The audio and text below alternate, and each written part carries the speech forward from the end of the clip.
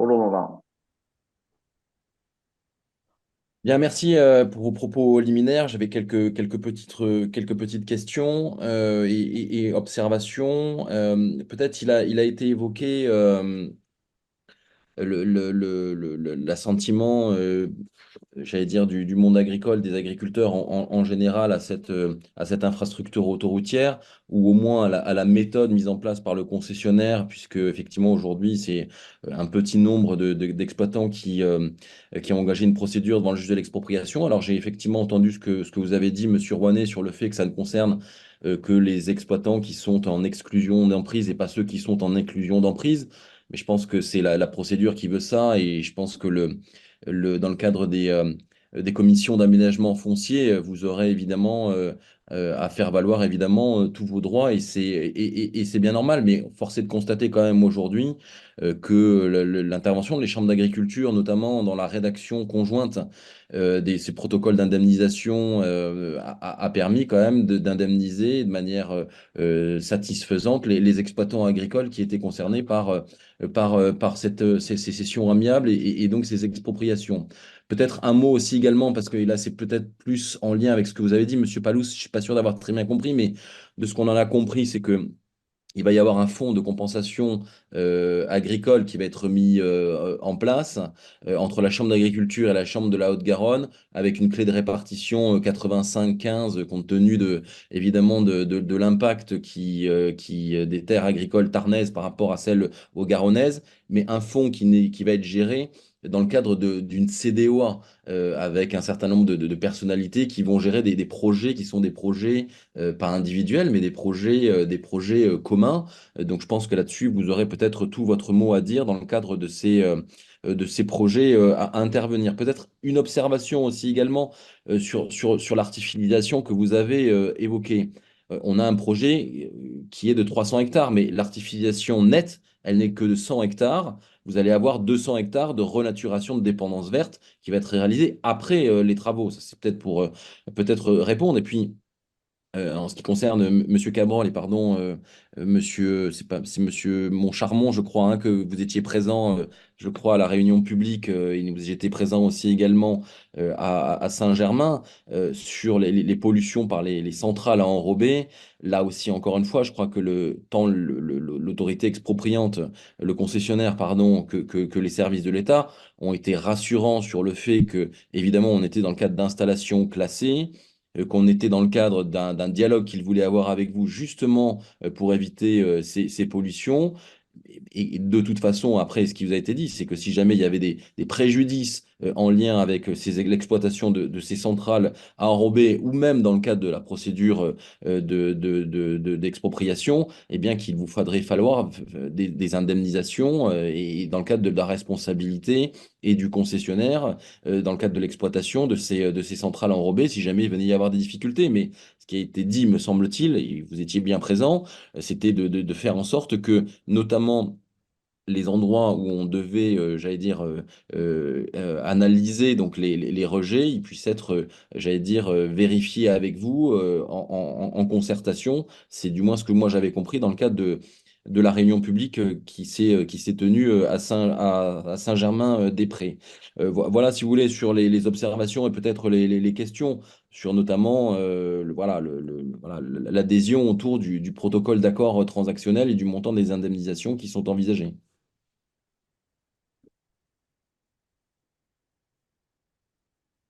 Si vous voulez répondre, ou si ça n'appelle pas forcément de réponse de votre part, mais autrement, je passe la main à Madame Arrigui.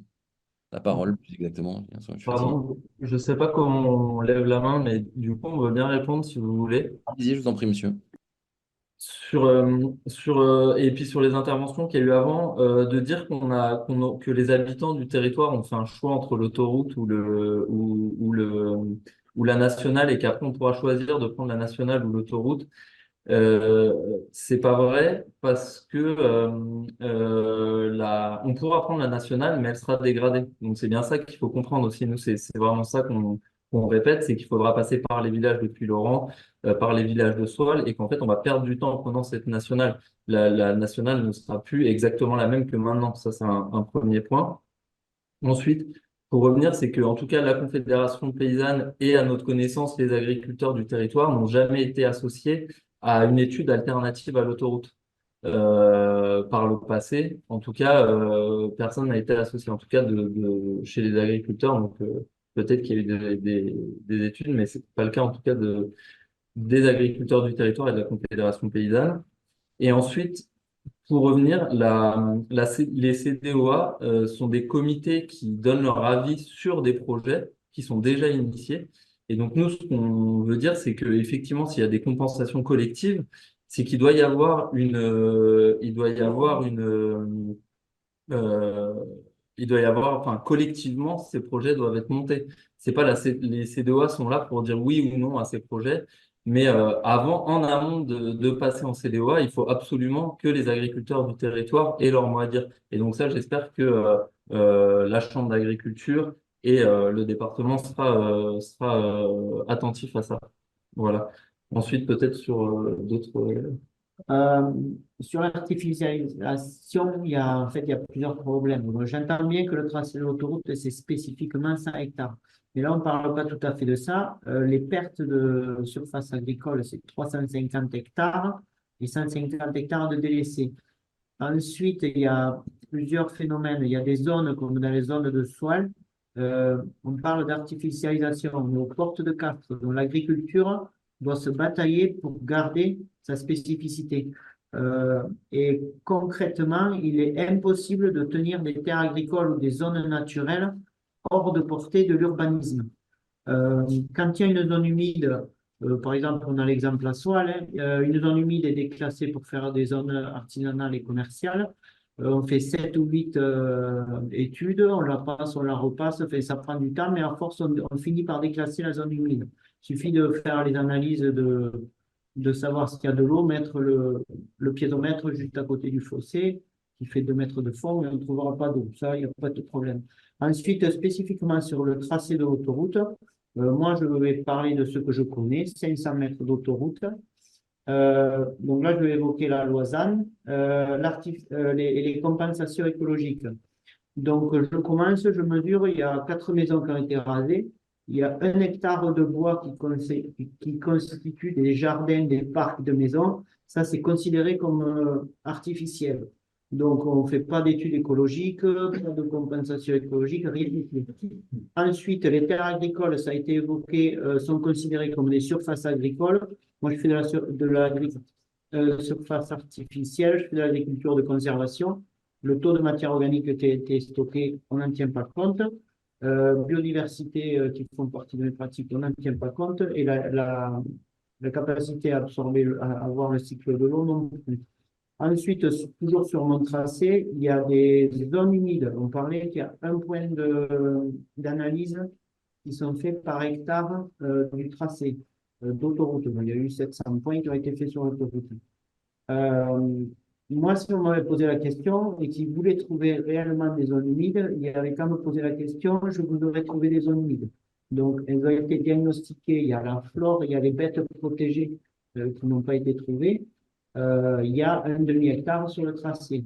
Ensuite, cette zone humide, c'est pas que le tracé, c'est en amont et en aval.